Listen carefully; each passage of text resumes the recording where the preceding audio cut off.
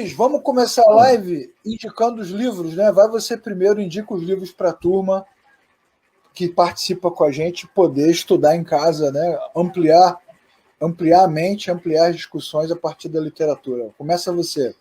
Beleza. Irmãos, eu queria hoje apresentar 2 livros aqui que são assim, livros importantes. Um deles é um livro muito atual para o momento em que a gente vive, foi escrito há pouco tempo pelo reverendo Hidauro Campos Júnior, que é pastor titular da Igreja Congregacional do Barreto, professor também de diversos seminários, reitor do Seminário Teológico Congregacional de Niterói, é nosso colega em muitos eventos de teologia, com prefácio do pastor Jeremias Couto. O livro é Desafios de uma Nova Reforma, tá? Esse livro é da BV Books e tem uma dedicatória dele aqui. Eu me lembro no dia que ele lançou, que eu participei do lançamento, e ele fez uma dedicatória para mim. Então, para você ter uma ideia aqui, Desafios de uma Nova Reforma, ele fala sobre os desafios, traz um histórico da pós-modernidade e pluralismo, fala sobre pluralismo intelectual, religioso, teológico, ético, fala sobre a mídia televisiva, radiofônica, redes sociais, autocracia eclesiástica, ou seja, sobre as relações de governo da igreja atuais, concentração de poder, cerceamento da vocação profética da igreja, impedimento do desenvolvimento da maturidade cristã, fala sobre niilismo eclesiástico, sobre a repercussão e o histórico da repercussão no Brasil, enfim, as causas desse niilismo e quem são os desigrejados, que é uma obra anterior dele, né? Por fim, a segunda parte do livro vai falar sobre uma proposta, né, para esses tempos, pensando em uma nova reforma, e aí ele vai trazer reforma na pregação, reforma litúrgica, na adoração, do teocentrismo, reforma da vida, enfim. É um livro que diz muito para nós nesse atual momento, né, sobretudo. E um segundo livro que eu não poderia deixar de falar, embora um pouquinho mais distante do assunto atual, mas que diz respeito a um tema que todo crente adora e que diz respeito à interpretação adequada das Escrituras. Esse livro é Apocalipse, a Revelação de Jesus Cristo, e Ivar da Costa Pereira, falecido presbítero Ivar da Igreja Presbiteriana Betânia e posteriormente da Igreja Oceânica, com o pastor Henrique Calado, membro daquela igreja. O presbítero Ivar foi meu professor em diversas disciplinas no seminário, um homem muito culto, um homem com conhecimento bíblico invejável, um homem crente e que abençoou muitas vidas e que há pouco tempo foi publicado o seu livro, um livrinho pequeno sobre Apocalipse, que ele construiu em uma apostila. Eu ainda tenho no modelo apostila, na época que nós estudamos lá na Escola de Pastores. O selo é pela editora Betânia, Igreja Presbiteriana Betânia, melhor dizendo, Apocalipse. Você encontra também em e-book pela Amazon, tá bom? Você vai falar provavelmente com Cláudio Bastos, que é o genro do falecido professor Ivar Pereira, é quem está tomando conta dessas coisas e quem me presenteou com essa obra maravilhosa, trazendo saudade novamente do meu professor. Legal. E aí, já que você citou as 2 obras, né?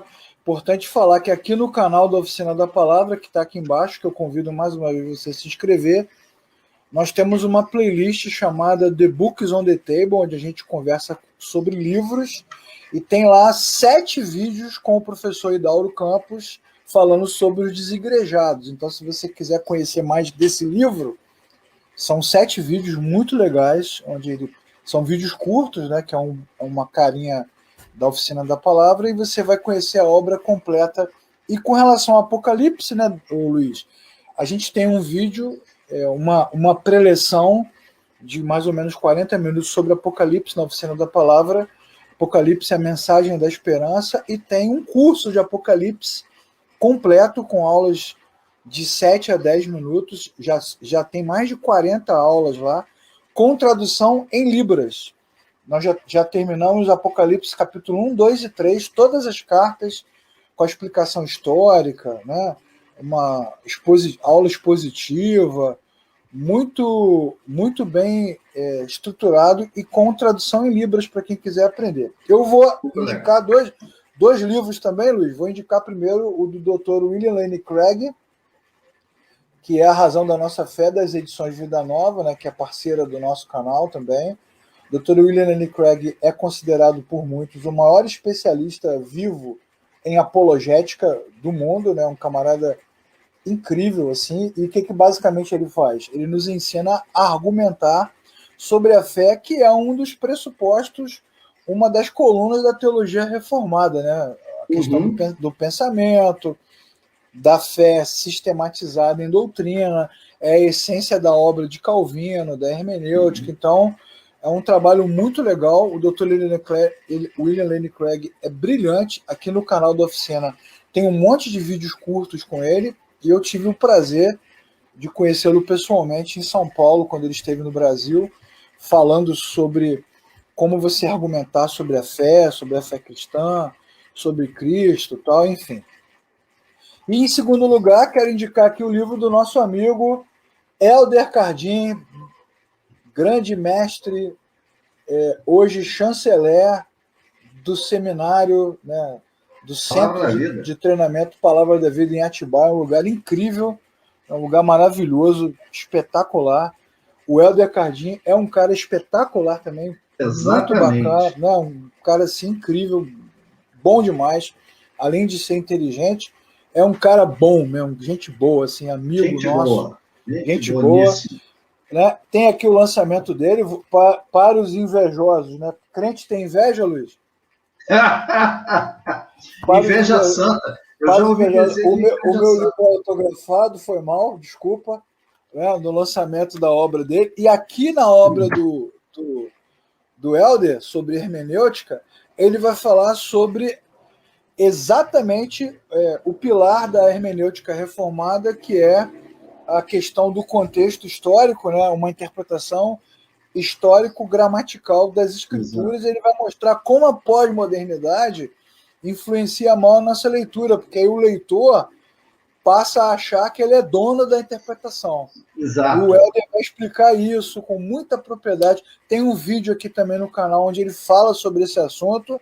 E se preparem aí, porque agora em junho, aquela série que eu faço com o Luiz aqui, o Luiz está aqui cadê o Luiz? Do lado de cá.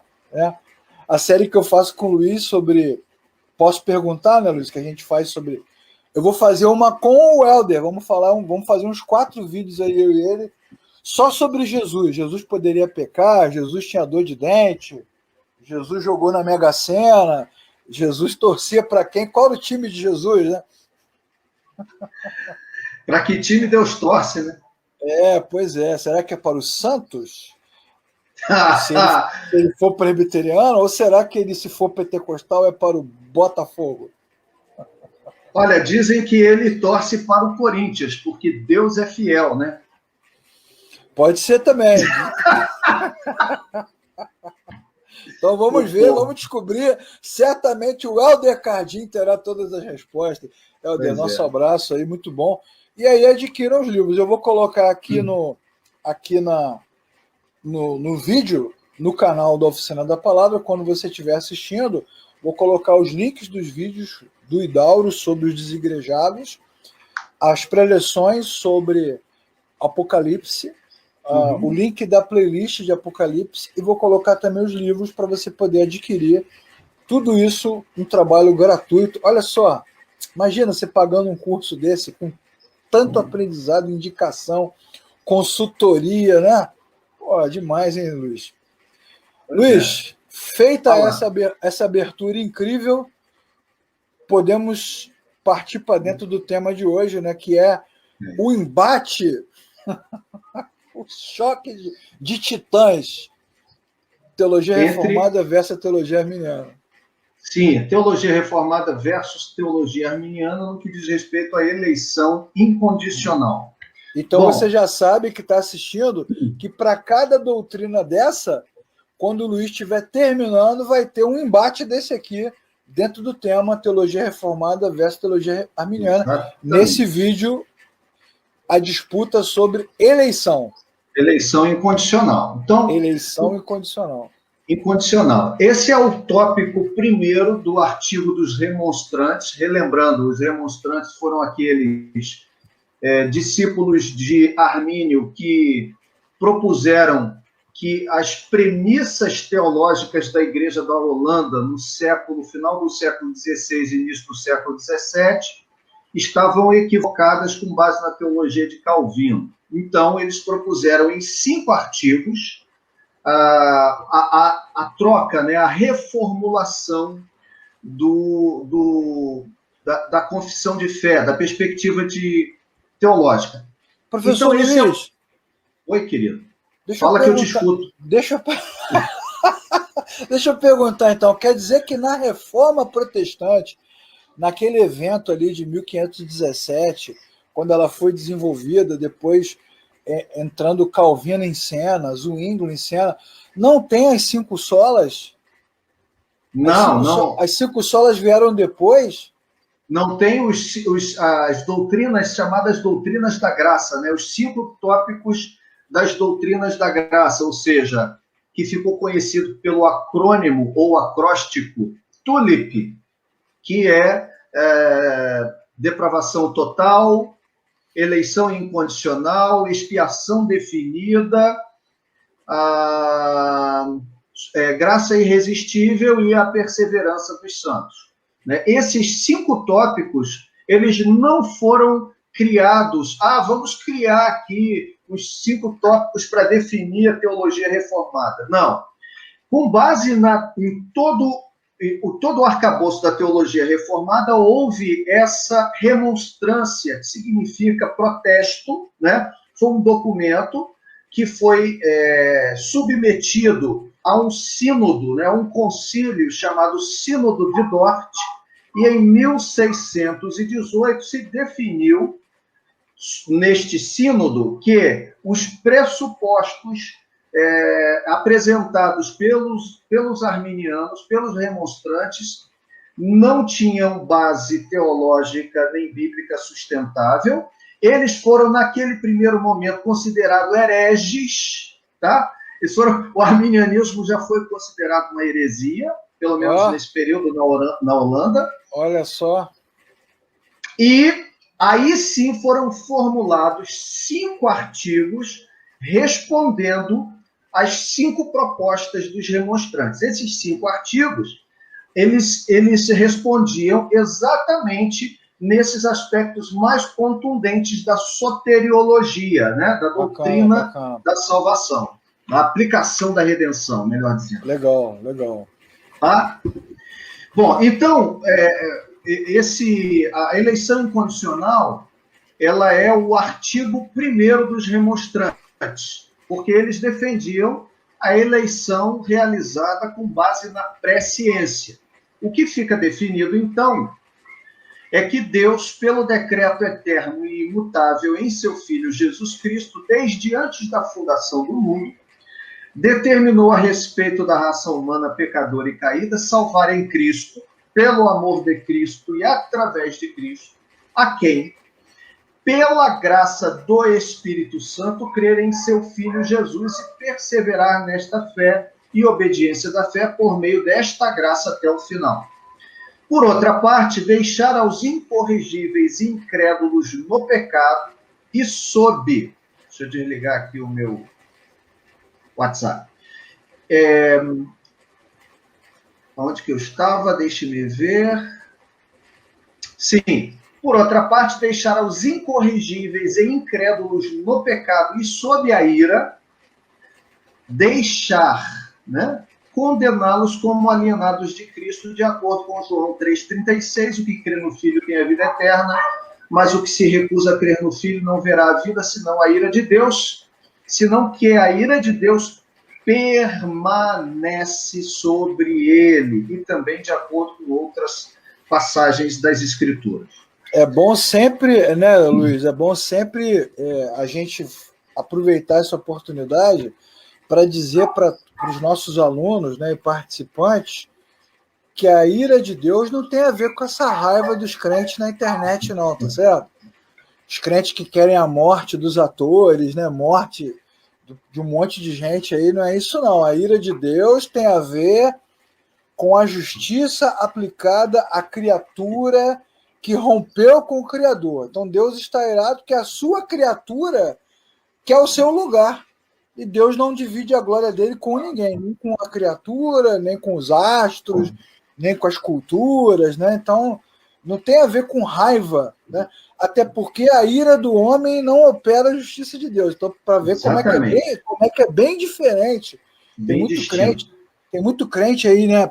Pegando essa questão que envolve a triste morte do Paulo Gustavo, né, um ator que todos nós aqui admiramos pela sua qualidade, pelo seu trabalho, para dizer que essa situação deveria gerar nos cristãos atos de indignação, para que eles preguem. O evangelho não é uma mensagem de indignação, o evangelho é uma mensagem de boas novas, porque não precisa falar da indignação, a indignação já está posta. O que a gente tem é uma boa notícia, não uma notícia ruim. Notícia ruim já tem um monte. O que o cristianismo tem é uma notícia boa, que Deus resolveu reconciliar o mundo com ele mesmo. Então é sempre bom ressaltar isso, porque a semântica da língua não ajuda, né, Luiz? A ideia da ira sempre está associada à ideia do ódio, né? Da indignação. Da vingança. Da teologia, da vingança, isso. E já que você falou da vingança, o dia da vingança do nosso Deus, como está escrito lá em Isaías 61, tem a ver com a boa nova também. Como é que Deus se vinga? Enviando a salvação. Caramba! É verdade. Quando aí leu o texto lá. Exato, e é interessante porque a Bíblia diz que o homem se põe debaixo da ira de Deus por causa dos seus pecados. Nesse sentido, o homem colhe as consequências dos seus atos de desobediência. Não é Deus quem se ira voluntariamente contra o homem por um motivo sem razão, né? Ele, por vontade própria, toma uma pinimba contra o homem, como a gente humanamente faz, né? Eu não gosto de fulano, etc. Não. A Bíblia demonstra que a santidade, a perfeição santa de Deus, ela é violentada, ela é aviltada em função do pecado. E isso exige, pela própria lei de Deus, estabelecimento de Deus, isso exige punição. Então, o homem se coloca debaixo dessa punição. Agora, Deus, pela sua graça, ele envia, em sua misericórdia, ele envia o seu Filho, que morre na cruz para resgatar pecadores. Então, essa é a notícia do Evangelho. Entretanto, todo aquele que rejeita a mensagem do Filho permanece debaixo da ira que está submetido desde sua nascença, desde o seu nascimento. A vinda de Jesus, como profetizou João Batista, né, publicamente, é a sentença final, né? Enquanto o Messias não aparecia, ainda, né, a coisa ia passando de uma, como é que a gente poderia dizer? Ia passando de um tribunal para outro, né? Primeira instância, segunda instância, terceira instância. Mas quando chega Jesus, acabou, o machado está posto à raiz. E é importante ressaltar isso, né? Não há necessidade de se falar de vingança, de ira, porque a vingança de Deus se manifesta com graça. Então, quem se submeter à graça de Deus, quem estiver debaixo da graça de Deus, vai experimentar dessa misericórdia. Então, a nossa mensagem, eu falei de boas novas o tempo todo, mas poderia citar Coríntios, né? A nossa mensagem é uma mensagem de reconciliação. Nós somos embaixadores e recebemos de Deus o ministério da reconciliação, e não da destruição, nem da ruptura, nem da segregação, né? Mas da reconciliação. É verdade, exatamente. Então é preciso ter bastante cuidado nesses aspectos aí, né? Para a gente não sair por aí falando uma mensagem que talvez não seja a mensagem do Evangelho. Bom, então, no slide seguinte, nós temos a eleição incondicionada contrastada com a eleição condicional. A eleição incondicional é a posição reformada, e a eleição condicional é a posição arminiana. Né? No arminianismo, portanto, a escolha divina de certos indivíduos para a salvação antes da fundação do mundo foi baseada na sua previsão, ou seja, na previsão de Deus, né, a sua presciência. Eles fazem questão de fazer essa distinção entre predestinação e presciência, porque para eles a eleição tem como base a presciência, ou seja, o conhecimento prévio. Mas esse é um problema também linguístico, porque prognosco, que muitas vezes é a palavra que eles se utilizam para falar do conhecimento prévio de Deus, nunca é um conhecimento de fatos apenas e de eventos futuros, como uma pessoa que lança tem uma bola de cristal que está vendo o futuro. Não, é um pré-conhecimento visceral, existencial, vivencial de tudo aquilo, porque é o próprio Deus quem conhece o indivíduo.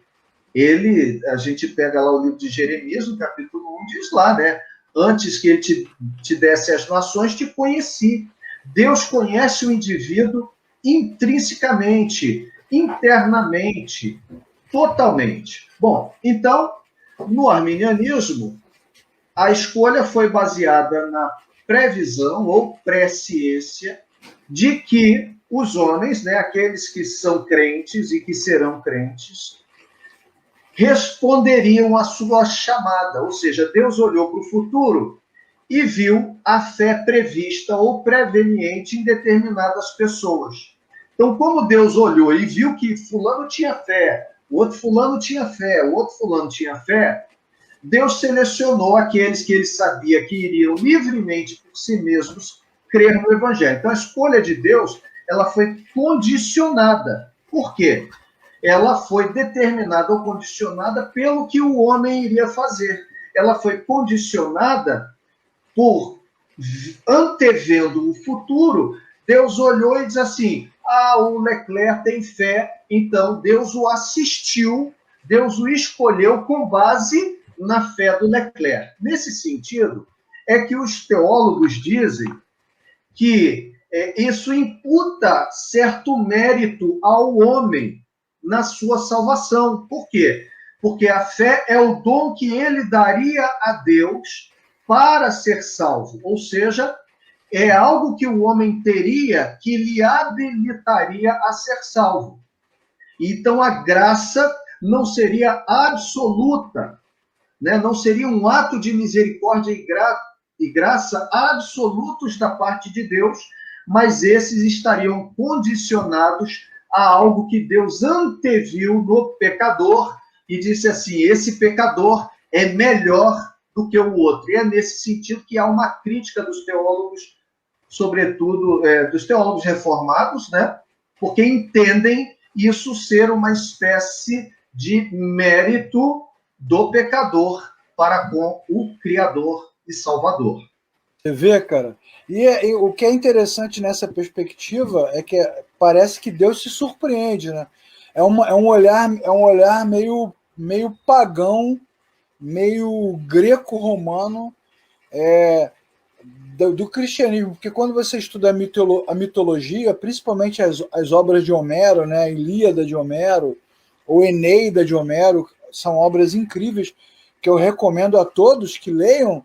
Se você não puder ler, assiste os filmes, né? Assiste Troia, né? Fúria de Titãs, que são recortes das obras. Você vai ver que os deuses, eles têm uma relação distante do homem. O homem é sempre mais equilibrado do que os deuses são loucos, e o homem é que é equilibrado, e que os deuses se surpreendem com a natureza humana.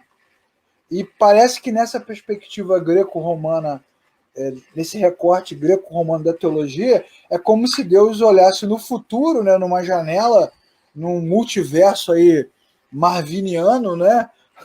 Ele olhasse e dissesse assim, poxa, como o Luiz tem fé, nossa, ele crê em mim, ele acredita em mim, então eu vou salvá-lo. Então é uma surpresa de Deus, que é diferente do que a Bíblia vai dizer quanto aos atributos do Criador, que é onisciente, que é onipotente, que é atemporal, como diz em João capítulo 2, que ninguém precisa dizer para Jesus o que o homem pensa, porque Jesus sabe o que o homem pensa, o que está no coração do homem. Exatamente. Muito bom. Então, eu queria então destacar nesse slide que você está vendo aí, essa expressão, livremente e por si mesmos crer no Evangelho. Por quê? Porque é sobre o que o Leclerc está dizendo, né? Então, Deus selecionou apenas aqueles que ele sabia que iriam livremente por si mesmos crer no Evangelho. Essa é a premissa do arminianismo. Agora, a pergunta que a gente deve fazer a esse pressuposto é: como o homem pode livremente e por si mesmo apenas crer no Evangelho, se no primeiro tópico que nós estudamos da teologia reformada, nós vimos, com bases bíblicas substanciais, que o homem nasce escravo, não livre, morto em seus delitos e pecados. Então, como é que o escravo morto, ou o morto escravo, ele pode, por livre e espontânea vontade, escolher pela vida? Você imagina se um morto, no momento de um sepultamento, pode dizer, poxa, alguém faz alguma coisa por mim? Não tem a menor possibilidade. É isso que acontece lá em João 11, quando Jesus vai ter com Lázaro, Marta e Maria, e Lázaro já havia morrido há 4 dias. Lázaro nada pode fazer por si mesmo, senão, posteriormente, tirar lá as pessoas desatarem lá os seus planos e ele voltar a andar e realizar as coisas da sua vida, mas somente após uma palavra determinante, geradora de vida e ressurreição da parte de Deus. É verdade. Na verdade, Lázaro não conseguiu sair, o paralítico lá da maca de João, daqui a pouco eu vou lembrar. Bethesda, João 5. Eu estava falando do telhado, né? Mas Cafarnaum, lá em Marcos. De Marcos, perdão. O de tanque de Bethesda não conseguiu mergulhar no tanque sozinho. O cego de nascença de João 9 não conseguiu se curar sozinho. Como Jesus também falou, né? Sem mim nada podeis fazer. Então, realmente, há um impedimento na criatura, né? Como é que ela vai conseguir mover a mão de Deus se ela não move nem a si mesma? E aí vem o famoso texto lá da mensagem que Jesus traz, né, sobre o cuidado de Deus, né, quando ele conta a parábola do rico insensato, né, que fez lá os celeiros, e ele diz para os discípulos, vocês não conseguem acrescentar 1 minuto à própria vida, né?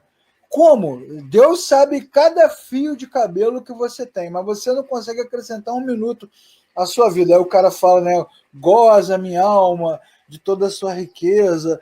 E aí vem aqueles títulos de congresso, né, Luiz? Louco! Esta noite pedirão a tua alma. E o que tens preparado? Bom, isso aí. Né? Bom, então no slide seguinte a gente vai ver o seguinte: a fé que Deus previu, né, o pressuposto, a fé que Deus previu e sobre a qual ele baseou a sua escolha não foi dada ao pecador por Deus, né, esse é o pressuposto, né, não foi criada pelo poder regenerador do Espírito Santo, mas essa fé resultou tão somente da vontade do homem. Mas como é que uma vontade caída e morta e escrava consegue escolher o bem espiritual? Nós já vimos que não tem como o homem morto em seus delitos e pecados escolher o bem espiritual. Ele tem essa necessidade, mas não tem como fazer. Então, foi deixado inteiramente ao arbítrio do homem o decidir que creria e, por conseguinte, quem seria eleito para a salvação.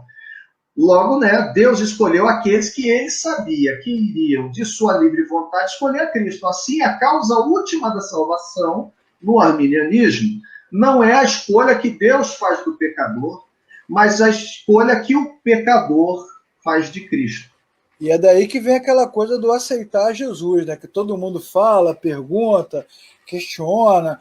Então, o evangelicalismo americano, né? O movimento evangélico americano do século XX, que é a maior influência do cristianismo evangélico brasileiro, estabeleceu esse modus operandi, né? Levante a sua mão, não diga não para Deus, a última chance, né? É a última chance. Quantas e quantas vezes a gente vê esse tipo de pregação, né? É a sua última, pode ser seu último dia, não rejeite, como se estivesse no homem, na mente humana, a capacidade de dizer sim ou não para o Criador.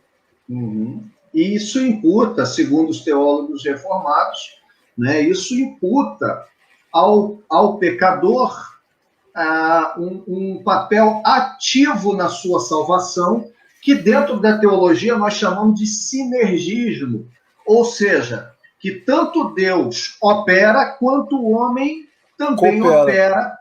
O homem coopera com Deus, né?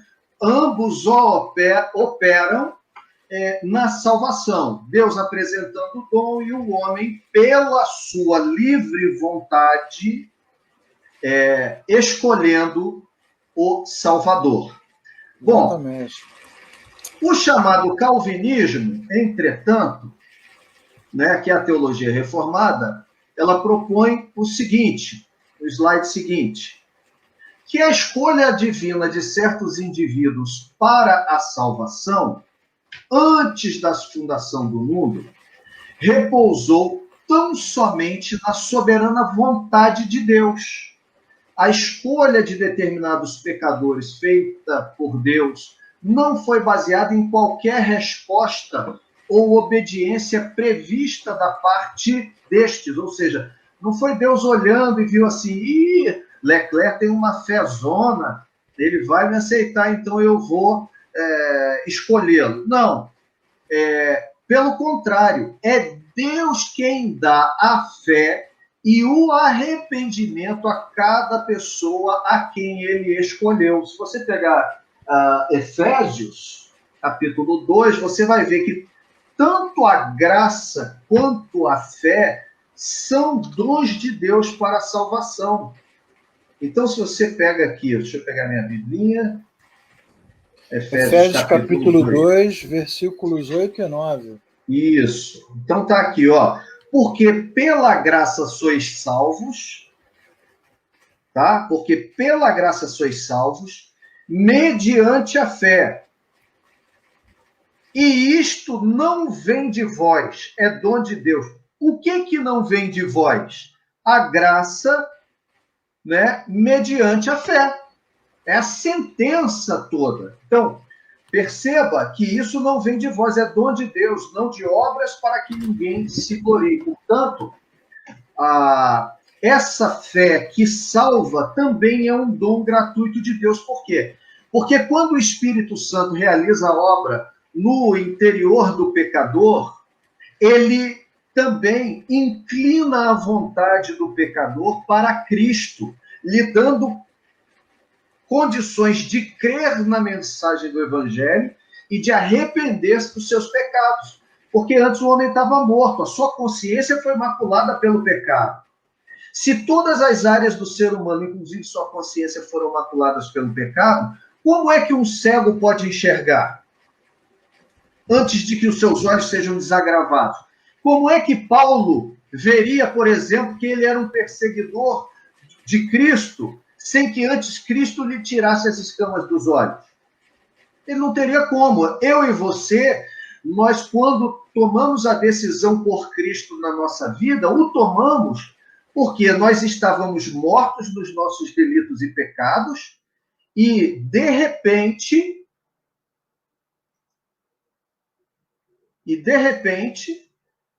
nós... Deixa eu ver se aqui se caiu. Ah, tá, eu continuei. E, de repente, nós tivemos os nossos olhos abertos. para a verdade de Deus.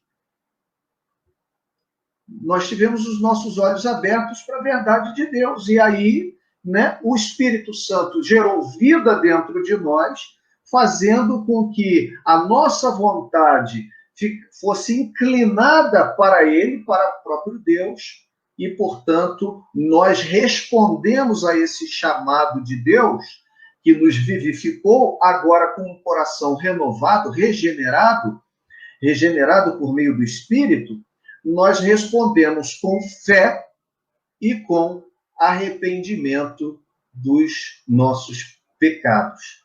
Então, esses atos, né, a fé e o arrependimento, quando alguém se entrega a Cristo, são o resultado e não a causa da escolha divina. Você voltou, Leclerc? Beleza. Voltei. Eu continuo. O inimigo está furioso hoje. O inimigo está furioso. Quando a gente fala a verdade, não tem jeito. Bom, então, o slide seguinte, avançando, Leclerc. A eleição, portanto, para concluir esse bloco, não foi determinada nem condicionada por qualquer qualidade ou ato previsto do homem. Ou seja, aqueles a quem Deus soberanamente elegeu, ele escolheu, ele os traz através do poder do Espírito a uma voluntária aceitação de Cristo. É óbvio que, da perspectiva reformada, o homem também toma a decisão por Cristo, mas ele só toma a decisão por Cristo porque antes o Espírito realizou uma obra no seu interior. E o Espírito só realizou essa obra porque o indivíduo, desde antes da fundação do mundo, foi escolhido por Deus. Porque, do contrário, o que justificaria o Espírito realizar essa obra no pecador? Então, desta forma, a causa última da salvação não é a escolha que o pecador faz de Cristo, mas a escolha que Deus faz do pecador. Consegue entender as perspectivas como são diferentes? Uma tem como premissa que a salvação vem de Deus. E aí nesse caso aqui nosso, monergismo, ou seja, é ergon, obra, esforço, trabalho de um, mono. É apenas um que realiza o trabalho. Quem é? É Deus. É Deus quem escolhe o pecador, é Deus quem, na eternidade, escolhe o pecador e, na atualidade, faz com que ele experimente uma obra regeneradora, vivificadora da parte do Espírito Santo, aonde ele volta-se para Deus. Então, Deus é o realizador da obra da salvação. No arminianismo, não. No arminianismo, Deus propõe, mas o homem se volta para Deus pela sua livre e espontânea vontade. Perceba que a diferença não é o se voltar para Deus. O pecador sempre se voltará para Deus. O que a teologia reformada propõe ele se volta porque Deus antes se inclinou para ele. E o arminianismo diz que ele se volta pela sua livre e espontânea vontade. E a gente não encontra um suporte bíblico bom para essa perspectiva. Tem uma pergunta aqui, Luiz, do Marcos, ele está perguntando. Marcos? Isso, Marcos Pereira. Eva e Adão em Gênesis não agiram por suas próprias vontades? Já começou com esse cacófato esquisito aí, né? É melhor falar estranho. Adão e Eva. Bom, em Gênesis não agiram por suas próprias vontades? Sim, agiram por suas próprias vontades. O problema, Marcão, é que Adão e Eva tinham uma vontade livre antes de comer, né, do fruto da árvore. Agora, quando eles comeram, seus olhos foram abertos, eles foram maculados pelo pecado. E todo mundo que nasceu depois de Adão e Eva, nós cristãos cremos que toda a raça humana, de todos os tempos, então já nasceu com o DNA escangalhado. Portanto, quando o homem nasce, ele nasce já com o pecado em si. Então, quando Adão comeu da árvore, do fruto da árvore, né? Que Adão não é um bicho. A árvore, imagina. Cupim. Adão é um cupim gigante. Quando ele comeu do fruto da árvore, ele assim o fez, sendo moralmente livre. e espiritualmente também. Ele não estava escravizado e condicionado pelo pecado. Tá bom? Então, essa é a diferença. Por isso que a gente pode dizer que, em alguma medida, Adão e Eva possuíam livre-arbítrio, no sentido mais próximo do que esse termo quer dizer. Agora, eu e você não. Porque, primeiro, nós já nascemos escravos. E aí surge... Tem um livro, né, do Martinho Lutero, né, Leclerc? Nascido escravo. Nascido, né? Escravo, exatamente. Nascido escravo. Então, nós já nascemos escravos. E nós não somos livres, visto que nós já nascemos escravos, né? Então, e nem somos o árbitro desse jogo. Mas, se nós trouxermos isso para a liberdade de escolha, nossa liberdade de escolha hoje, moral, ela continua existindo, porém a gente está com essa liberdade para escolher comprometida, porque nós estamos manchados pelo pecado, todas as nossas decisões serão maculadas por esse pressuposto. Já Adão e Eva não tinham isso. Logo, eles tinham, de fato, muito mais liberdade moral e espiritual. Eles não eram escravos do pecado. E, mesmo assim, eles decidiram pelo errado. Mesmo assim, eles tinham normas para cumprir, o que coloca em xeque também essa ideia de livre-arbítrio com autonomia, né? Exatamente, liberdade absoluta. Ninguém é livre absolutamente, só o Criador. O Davi está dizendo que Adão inventou o palmito, porque, na verdade, se ele podia comer de tudo, ele podia comer árvore. Deixa ele comer a árvore. Rapaz, o Davi, você é um covarde, hein? Você é um covarde. Covardia aí, tá vendo? É mole, né? Hora dessa eu vou pegar um... A turma não deixa passar nada, meu chefe. Quando ele estiver ao vivo comigo na quinta, você cai dentro também. Eu vou cair dentro. Leclerc, a gente tem, então, um último slide aí, antes da bibliografia, no final. A bibliografia nem está aqui nos slides, tá? Ah, não está aí, não? Porque porque você aproveita para indicar os livros aqui. Beleza, tá ótimo. Show. Então, a conclusão e pontos para discussão. Então, primeiro aspecto, irmãos, como desdobramento disso tudo. Deus seria injusto caso não resolvesse salvar ninguém? Essa é uma questão. Deus seria injusto caso não resolvesse salvar ninguém? Ou seja, todos pecaram e foram destituídos da glória de Deus. Imagina comigo aqui que todo mundo se cometeu um ato errado. Deus seria injusto? Por exemplo, se todos nós aqui, moradores de Niterói, cometêssemos uma infração de trânsito e isso fosse pego pelos fiscais da prefeitura, que agora parece que vão pegar mesmo, até estão monitorando e fiscalizando com câmera e tudo, né? Isso aí. Então, todo mundo foi autuado. Deus seria injusto, ou o líder seria injusto, se porventura ele não resolvesse abonar a dívida de ninguém? Não, todo mundo cometeu o delito, está todo mundo devendo. O homem pecou e ele, então, se submete à ira de Deus. Então, Deus não seria injusto. Esse é o primeiro ponto. Segundo, Deus seria injusto ao abandonar homens caídos à sua própria natureza decaída, seus próprios pecados e ações mais, e, consequentemente, a punição por isso? Então, é óbvio que não. Se a pessoa... Porque justiça não é isso, queridos? Justiça não é receber o que se merece? Logo, se o homem é transgressor da lei, ele merece receber as consequências da sua transgressão. Romanos 6,23 diz que o salário do pecado é a morte.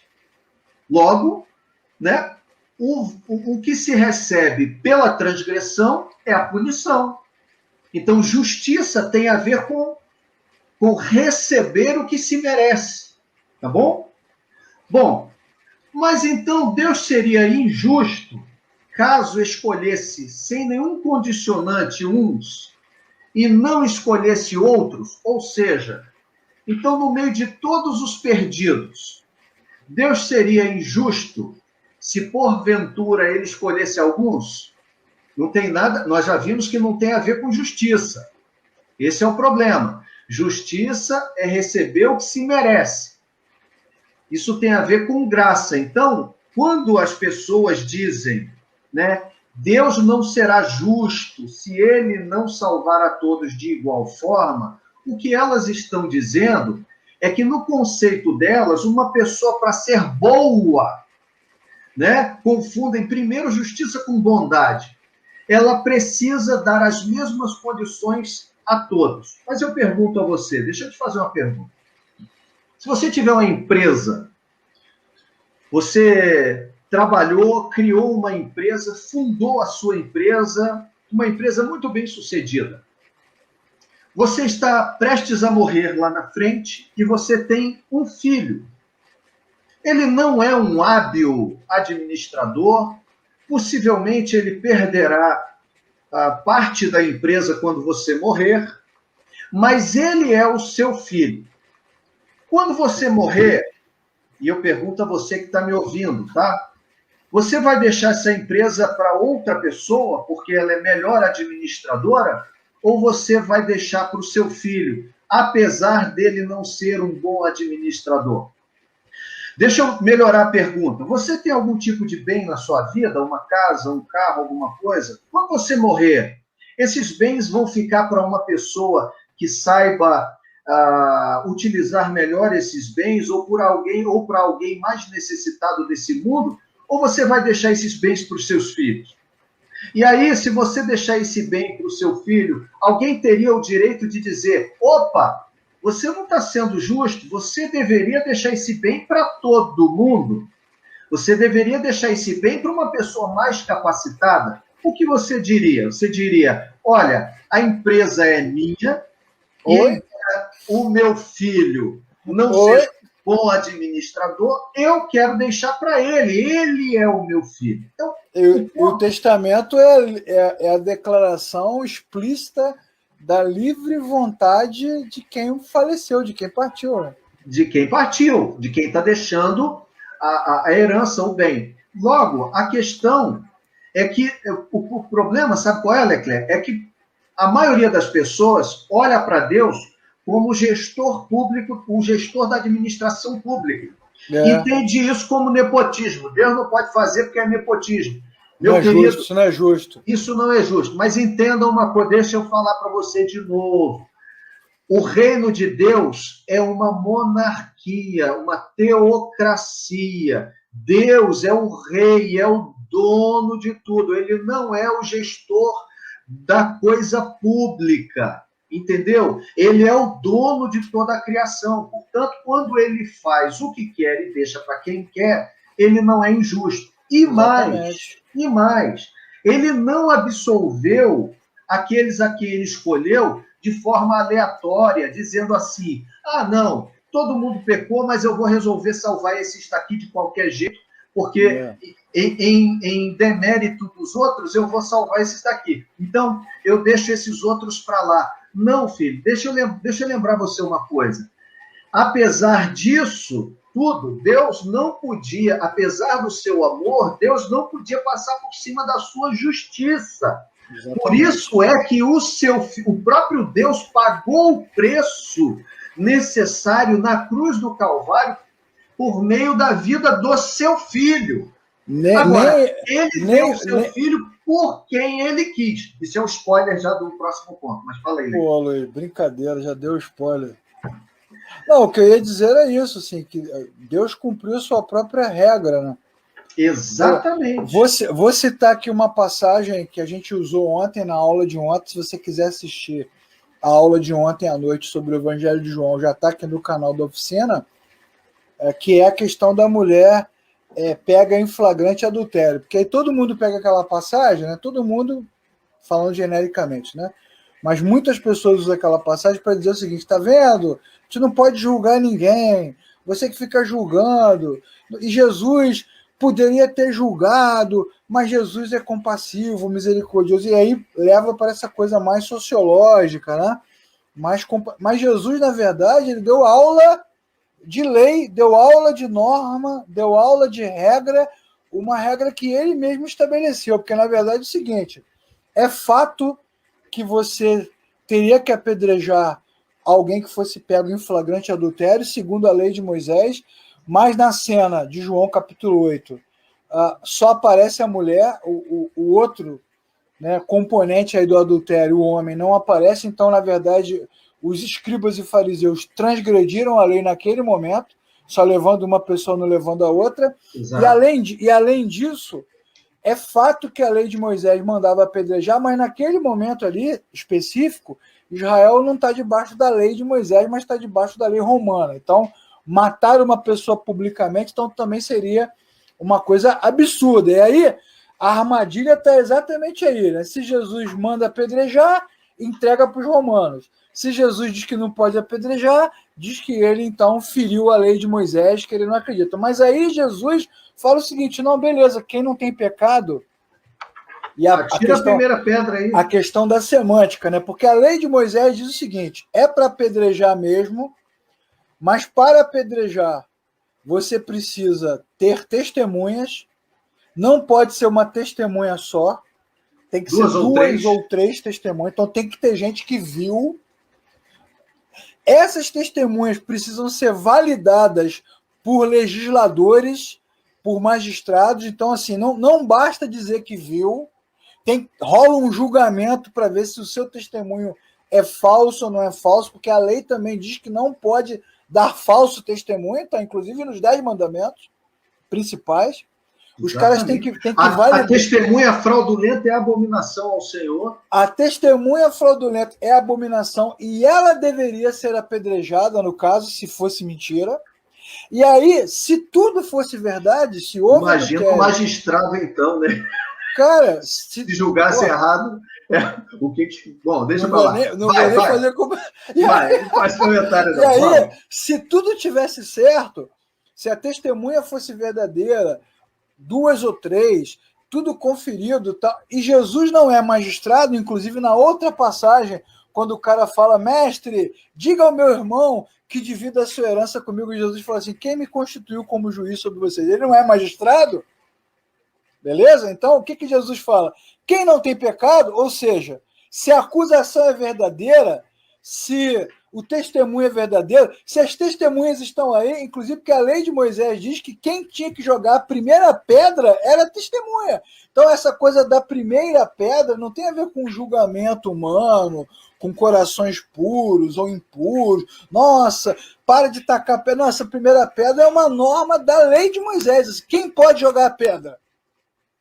Quem viu, quem estava lá, quem testemunhou, a testemunha é verdadeira, então esse vai jogar a primeira pedra. Então, eu falo assim, quem não tem pecado, quem não mentiu, quem não forjou, se isso aqui não for uma armadilha, se não for uma palhaçada, se isso aqui não foi montado, então pode jogar a primeira pedra. Aí, por que todo mundo vai embora? É muito simples, né, Luiz? Quem viu? Quem testemunhou? Quem é puro? Quem é puro? E aí é legal, cara, porque a pergunta de Jesus, que tem tudo a ver com o que você está falando, né? Deus é o primeiro a cumprir sua própria norma, e Jesus é Deus. É o que João faz questão de dizer. Pergunta de Jesus é, mulher, onde estão os teus acusadores? Não é quem julgou, não é quem te julgou, é quem disse que viu. Ela fala assim, não estão aqui. Aí Jesus fala assim, alguém te condenou? Não. Aí o justo juiz, que é ele, que é Deus, eu também não te condeno. Cumpriu a lei, cara, sensacional. Uma passagem pequena, específica, para mostrar para todos esses alunos que estão nos assistindo que graça não tem a ver com rasgar a Bíblia, com rasgar a norma. Tinha que ter morte, tinha que ter bode, né? Bode expiatório sacrificado, bode expiatório levado embora, então Jesus é o bode sacrificado, é o bode pendurado do lado de fora, né? Ele cumpre todos os requisitos da lei de Moisés, exatamente como está determinado lá. Exatamente. Por isso que aí a gente conclui dizendo o seguinte, né? Eu deixo para você pensar nos conceitos de justiça e graça. Justiça é você receber o que se merece. O que merece. Então, eu fiz, eu recebi. Eu fiz mal, eu recebi a punição daquilo. Justiça tem a ver com lei. E graça? Graça é receber o que não se merece, ou seja, o indivíduo está condenado. O que ele merece? Ele merece a punição. E a graça? A graça faz com que alguém pague a punição em seu lugar. Perceba que a justiça ela é realizada. Cristo morrendo, ele satisfaz a justiça de Deus. Perceba que Deus não diz assim, eu vou fingir que nada aconteceu para salvar esses daqui, não. Não, ele cumpre a sua própria justiça no seu Filho Jesus. Que é o significado da palavra propiciação, né? Ele cumpre as exigências.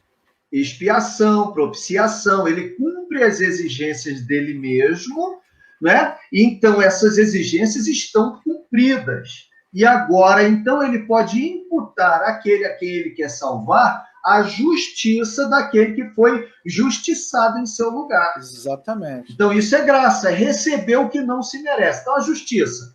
Eu pequei e mereço o inferno. O que é a graça? Jesus pagou o meu preço do inferno na cruz do Calvário e eu recebo a salvação eterna. É isso. Pense nisso antes de você dizer, se Deus não abrir de igual maneira para todo mundo, Deus será injusto. Tem nada a ver com isso. Exatamente. Justiça é eu passar, olhar aquele caixote de cachorrinho na rua e dizer, eu vou embora porque eu não tenho nada a ver com esses cachorros. E graça, eu passar, olhar e falar assim, vou levar um para casa. E o nome dele é Luiz. Né? Parafraseando Paulo, né? Ele é o pior dos pecadores e é o pior dos cachorrinhos, sou eu. É verdade. Paulo, inclusive, fala bastante sobre esse assunto, né? Ele vai dizer o seguinte, caramba, eu era perseguidor de cristãos, matador de crentes, né? Cumpridor, sagaz da Inquisição judaica. Então, assim, se eu me tornei cristão, nossa, então é porque a misericórdia existe mesmo. Ele vai falar isso com muita propriedade. Eu sou uma demonstração viva, né? Um testemunho vivo da graça de Deus, e depois Pedro vai usar essa expressão, né? Vocês são pedras vivas, né? Uma outra passagem vai dizer, vocês são a nossa carta viva, mostrando como os cristãos são expressões vivas dessa graça, dessa misericórdia. Muito bacana isso. E vou voltar a dizer o que nós já falamos antes, né, Luiz? Negar as escolhas de Deus e negar esse tributo divino de quem quer e o que quer, rasgar a Bíblia inteira, tudo dele, como nós já falamos, Abel e não Caim, né? Jacó e não Esaú, José e não seus irmãos, Davi e não seus irmãos. Falamos até de Jeroboão aqui, o mais improvável, né? As escolhas de Deus são de Deus, e o tempo todo isso acontece, em todos os textos, em todas as passagens. Não tem uma passagem que isso aconteça. Negar isso é negar a Escritura inteira. A gente vai ter que negar tudo. Exato. Portanto, você que nos ouve, não diga mais assim que a eleição é uma questão de injustiça.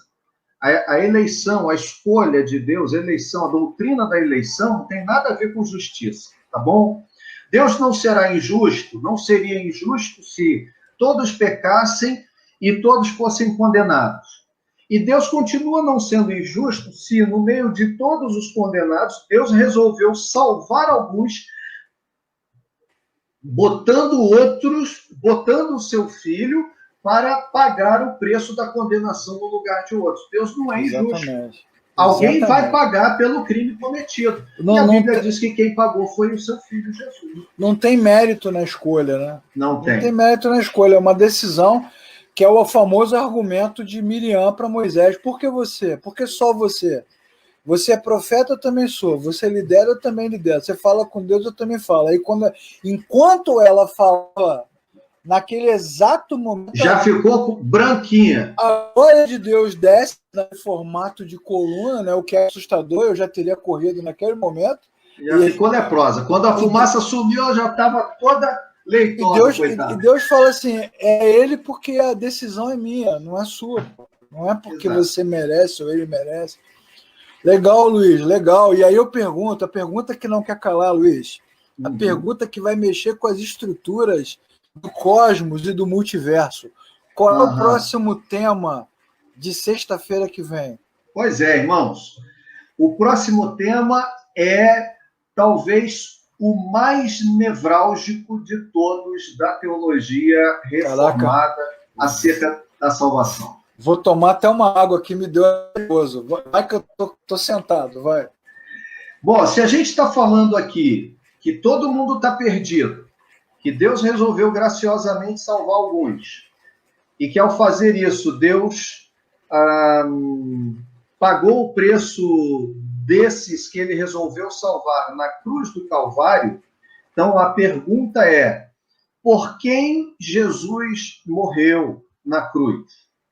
Jesus morreu por todos de igual maneira ou Jesus teria morrido por aqueles a quem Deus escolheu?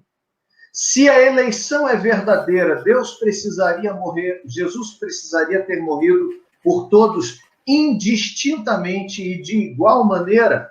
Então, nós vamos ver essa doutrina chamada vulgarmente de expiação limitada, né? No início foi chamado de expiação limitada, mas esse é um termo ruim que os teólogos têm trazido mais para a chamada expiação definida. Por quê? Porque não é limitada no seu poder, mas é definida na sua eficácia. Nós vamos ver o que é isso na semana que vem. Caramba, Luiz, você vai explicar aquele versículo de primeira epístola de Timóteo, capítulo 2, versículo 4, que Deus deseja que todos os homens sejam salvos? Oh, meu Jesus amado. Vamos falar sobre isso também.